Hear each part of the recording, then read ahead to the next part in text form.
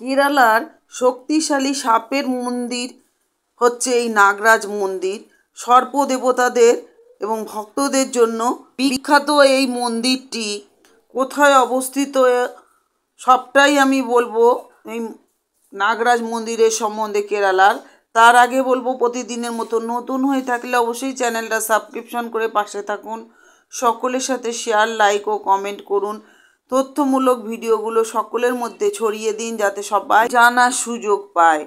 তো চলুন বন্ধুরা, আমি সোজা চলে যাই নাগরাজের এই বিখ্যাত কেরালার মন্দিরটির সম্বন্ধে।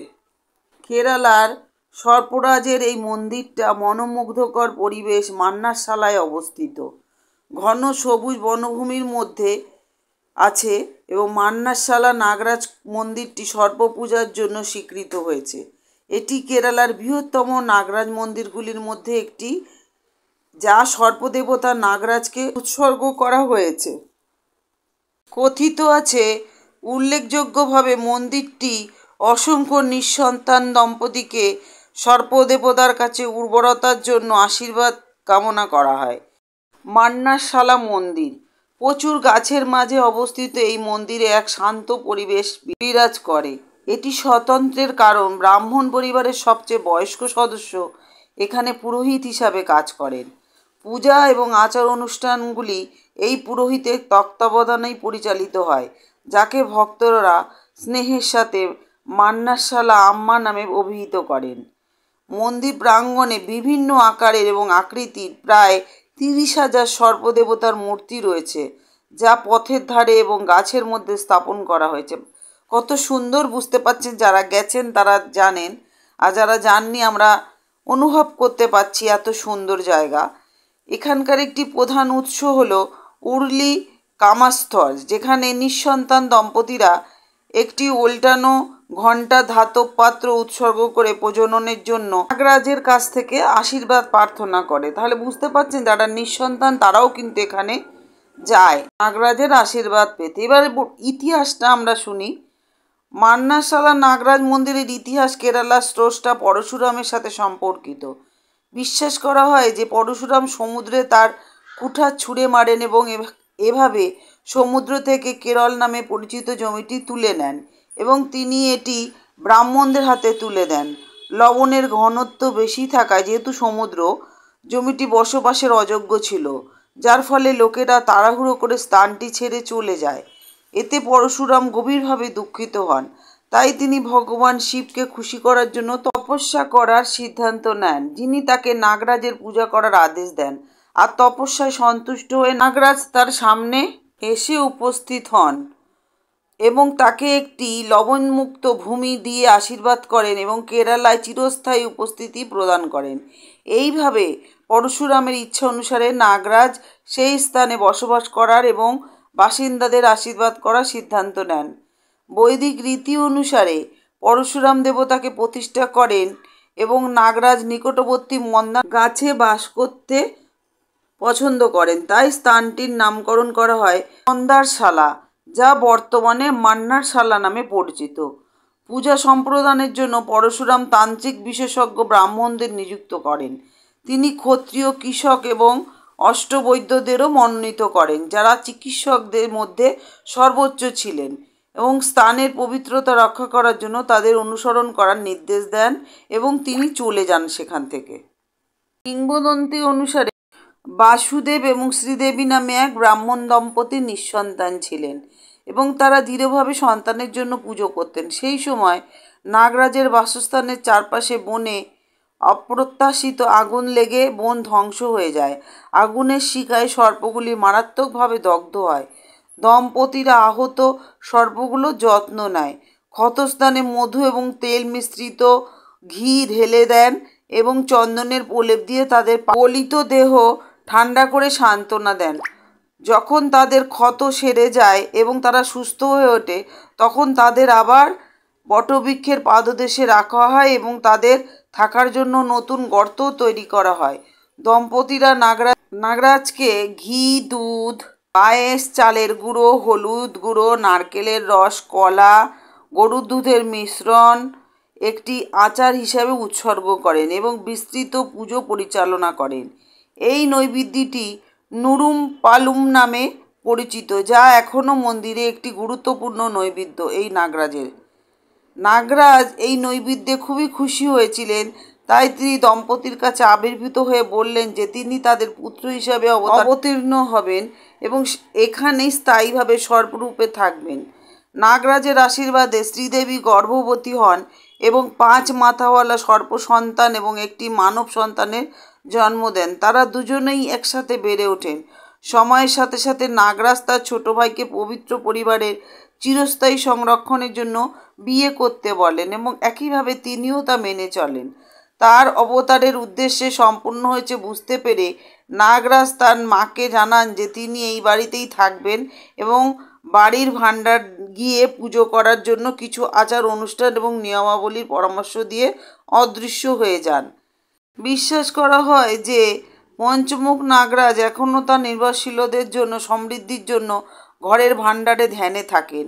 ভাণ্ডারে যাওয়ার আগে নাগরাজ তার মাকে কিছু নির্দেশ দিয়েছিলেন যে কেবল মা নিজেই তাকে পুজো করতে পারবেন এবং পুরুষদের কেবল নির্দিষ্ট দিনেই অনুমতি দেওয়া হবে। মাতৃত্বের পর সিদ্ধান্ত নেওয়া হয়েছিল যে পরিবারের সবথেকে বয়স্ক ব্রাহ্মণ মহিলাকে মায়ের মর্যাদা দেয়া হবে। এই কারণেই এই মন্দিরে আচার অনুষ্ঠান একজন পুরোহিত দ্বারাই সম্পন্ন করা হয়। এই মন্দিরের বিশেষত্ব হচ্ছে মান্নাশালা নাগরাজ মন্দির 16 একর এলাকা জুড়ে বিস্তৃত। বুঝতে পারছেন কতটা বড়, এবং ঘন সবুজ বনভূমির মাঝেই অবস্থিত। এই মন্দিরটি সর্পদেবতা নাগরাজকে উৎসর্গ করা হয়েছে। মন্দিরের প্রধান মূর্তি হলেন নাগরাজ এবং তার পত্নী সর্পযক্ষিণী। মান্নাশালা নাগরাজ মন্দিরে পথের ধারে এবং গাছের মাঝে বিভিন্ন আকারের আকৃতির 30,000 এরও বেশি সাপের ছবি আছে। আর এই মন্দিরটা সাপ আর পাপের দ্বারা সম্পর্কিত সমস্ত সমস্যা দূর করতে সাহায্য করে, মানে এখানে পুজো করলে। এটি দক্ষিণাঞ্চলীয় কেরালা রাজ্যের বৃহত্তর সর্প পূজা মন্দির বলে জানা হয়। মান্নাশালা নাগরাজ মন্দিরের প্রধান বিশেষত্ব হলো পূজা এবং অন্যান্য আচার অনুষ্ঠান একজন মহিলা দ্বারা সম্পন্ন হয়, যাকে ভক্তরা স্নেহের সাথে মান্নাশালা আম্মা বলে ডাকেন। শিবের প্রতিনিধিত্বকারী বাসুকী এবং বিষ্ণু স্বরূপের প্রতিনিধিত্বকারী অনন্ত হলেন এই মন্দিরের 2 প্রধান দেবতা। উরলি কামস্থল দেবতার সামনে একটি ঘণ্টা ধাতব পাত্র উল্টে রাখা। এটি মান্নাশালা মন্দিরের সবথেকে জনপ্রিয় নৈবেদ্য, যা নিঃসন্তান দম্পতিদের উর্বরতা পুনরুদ্ধার করে। মান্নাশালার উৎসব নিয়ে বলবো। এই উৎসব কান্নি এবং থুলম মাসে আইল্লাম নক্ষত্র পুঞ্জের দিনে পালিত হয়, যা মূলত সেপ্টেম্বর থেকে অক্টোবরের মধ্যে পড়ে। মন্দির এবং পবিত্র বনের সমস্ত সর্পমূর্তিগুলোকে ইলামে অর্থাৎ ব্রাহ্মণ পূর্বপুরুষদের বাড়ি নিয়ে যাওয়া হয়, যেখানে নুরুল বালুম, চালের আটা এবং দুধ, কুরুথি অর্থাৎ হলুদ এবং চুন দিয়ে তৈরি করা লাল তরল এবং রান্না করা ভাত নৈবেদ্য তৈরি করা হয়। এই মন্দিরের উৎসবের প্রধান আকর্ষণই হলো এটা। শিলাভরার বার্ষিক পুজো অর্থাৎ শিবরাত্রির পর পঞ্চম দিনে মন্দিরের পুরোহিতরা মান্নাশালা আম্মা মন্দিরে প্রতিদিনের পুজোর পর ইলমে আসেন এবং ভাণ্ডার খুলে দেন। নুরুম পালুম এবং মন্দিরের প্রসাদ এবং পুরোহিত পরিবারের সদস্যদের মধ্যে তা বিতরণ করে দেন। মহাশিবরাত্রির মন্দিরে একটি বিশেষ উৎসব হিসাবে এটা বিবেচিত হয়। শিবের ধারণা অনুসারে মন্দিরে নাগরাজকে স্থাপন করা হয় এবং মন্দিরে পুজো শৈব আদর্শে পরিচালনা হয়। রাত্রিরে উপবাস বাধ্যতামূলক এখানে। সে সময় অথজা পূজা অর্থাৎ সন্ধ্যা পূজা সহ সমস্ত রকম পুজো হয়। সর্পবালি এবং ইজুনালাথু অর্থাৎ মিছিল সেই দিনেরই অনুষ্ঠান, মানে মিছিল বেরোয়। মন্দিরের সময়সূচি হচ্ছে সকাল 5টা থেকে দুপুর 12টা পর্যন্ত, বিকেল 5:30 থেকে সন্ধ্যা 7:30 পর্যন্ত খোলা থাকে। এখানে পোশাকেরও একটা ভূমিকা আছে। মান্নাশালা নাগরাজ মন্দিরে প্রবেশের সময় ঐতিহ্যবাহী পোশাক সবথেকে পছন্দের। মহিলারা শাড়ি, চুড়িদার আর পাভাড়া এবং ব্লাউজ পরতে পারেন। মান্নাশালা নাগরাজ মন্দিরে প্রবেশের সময় পুরুষদের শার্ট পরার অনুমতি নেই। এবার কিভাবে যাবেন আমি বলে দিই। বিমানবন্দরে যদি যান তাহলে তিরুবনন্তপুরম আন্তর্জাতিক বিমানবন্দর এবং কোচিন আন্তর্জাতিক বিমানবন্দর হলো মান্নাশালা নাগরাজ মন্দিরের নিকটতম বিমানবন্দর। যা যথাক্রমে 118 কিলোমিটার এবং 112 কিলোমিটার দূরে অবস্থিত। বিমানবন্দরে পৌঁছানোর পর মন্দিরে পৌঁছানোর জন্য ট্যাক্সি বা বাস ভাড়া করা যেতে পারে। রেলপথে যদি যান তাহলে হরিপদ রেলওয়ে স্টেশন হলো মান্নাশালা নাগরাজ মন্দিরের নিকটতম রেলওয়ে স্টেশন, যা 3 থেকে 4 কিলোমিটার দূরে অবস্থিত। রেলওয়ে স্টেশন পৌঁছানোর পর মন্দির পৌঁছানোর জন্য বাস বা অটোরিকশা ভাড়া করা যেতে পারে। সড়ক পথে যদি যান তাহলে হরিপদ বাস স্টেশন থেকে মাত্র 3 কিলোমিটার দক্ষিণ পূর্বে মান্নাশালা নাগরাজ মন্দির। অনেকেই জিজ্ঞাসা করেন যে মান্নাশালা নাগরাজ মন্দিরের তাৎপর্য কী। মন্দিরটি হচ্ছে সর্পদেবতা নাগরাজের উদ্দেশ্যে উদ্দেশিত এবং এটি তার শান্ত পরিবেশ এবং একজন পুরোহিত মান্নাশালা আম্মার নেতৃত্বে পরিচালিত অনন্য আচার অনুষ্ঠানের জন্য পরিচিত। কারণ এটা একটা মহিলা দ্বারা মহিলা ব্রাহ্মণ দ্বারা পুজো হয় এখানে, আর এটা খুব শান্ত সবুজ পরিবেশ। পুরুলি কামস্থল হলো এমন একটি রীতি যেখানে নিঃসন্তান দম্পতিরা নাগরাজের কাছ থেকে উর্বরতার জন্য আশীর্বাদ পেতে একটি উল্টানো ঘণ্টা ধাতুর পাত্র উৎসর্গ করে। এটাও এই মন্দিরে আছে 30,000 সর্পমূর্তি। মান্নাশালা নাগরাজ মন্দিরে কোন উৎসব বিশেষ করে পালিত হয়? প্রধান উৎসবের মধ্যে রয়েছে মান্নাশালা উৎসব, সেপ্টেম্বর অক্টোবরে উদযাপিত হয়। মহাশিবরাত্রি এবং নীলাভরে বার্ষিক পুজো। অহিন্দুরা কি মান্নাশালা নাগরাজ মন্দিরে যেতে পারে? যারা হিন্দু নয় তারা কি যেতে পারে? যদিও মন্দিরটি মূলত হিন্দু ভক্তদের স্বাগত জানায়, দর্শনার্থীদের স্থানীয় রীতিনীতি এবং ঐতিহ্যকে সম্মান করার জন্য উৎসাহিত করা হয়। এই মন্দিরের সাথে সম্পর্কিত কিন্তু আর একটা কিংবদন্তি গল্প আছে, যেটা আমি আপনাদের সাথে ছোট করে শেয়ার করছি। মান্না কিংবদন্তি যা রহস্য এবং আকর্ষণকে আরও বাড়িয়ে তোলে। কিংবদন্তিগুলির মধ্যে হলো একটি নাগরাজ আর একটি হলো একজন সুদর্শন ব্রাহ্মণ যুবকের রূপে আবির্ভূত হয়েছিল এবং ইলমের এক মেয়েকে বিয়ে করেছিল। মেয়েটি গর্ভবতী হয়ে 5 মাথা হলো একটি সাপের জন্ম দেয়, যা ছিল নাগরাজের পুত্র। সাপের সন্তানটি বড় হয়ে মন্দির এবং ভক্তদের রক্ষাকর্তা হয়ে ওঠে। আর একটি কিংবদন্তি হলো যে ইলমের একটি নিঃসন্তান দম্পতি নাগরাজের কাছে সন্তানের জন্য প্রার্থনা করেছিলেন এবং তাদের একটি পুত্র সন্তান হয়েছিল।